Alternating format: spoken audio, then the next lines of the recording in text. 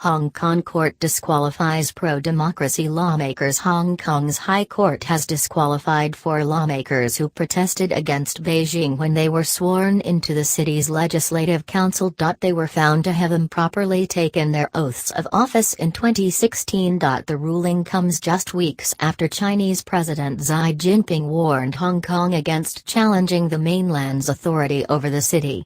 The territory saw major pro-democracy protests in 2014 demanding electoral reform and more autonomy from Beijing.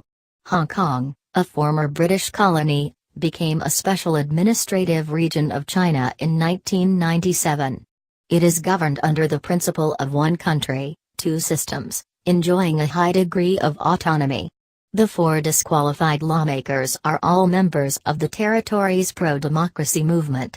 At the oath-taking ceremony in October 2016, Edward Yiu added extra lines to his oath, saying he would fight for genuine universal suffrage. Lao Siu Lai read her oath in slow motion, taking almost 10 minutes. Lung Ko Hung brought to the stage a yellow umbrella that symbolized the pro-democracy umbrella movement of 2014. He also ripped up a 831 ruling, a reference to Beijing's white paper which determined the framework in which the city's chief executive was to be elected. Nathan Law, one of the student leaders of the 2014 protests, quoted Mahatma Gandhi before taking his oath, saying, "You can never imprison my mind." The ruling is a serious blow to the pro-democracy bloc in the Legislative Council and will affect its bargaining power.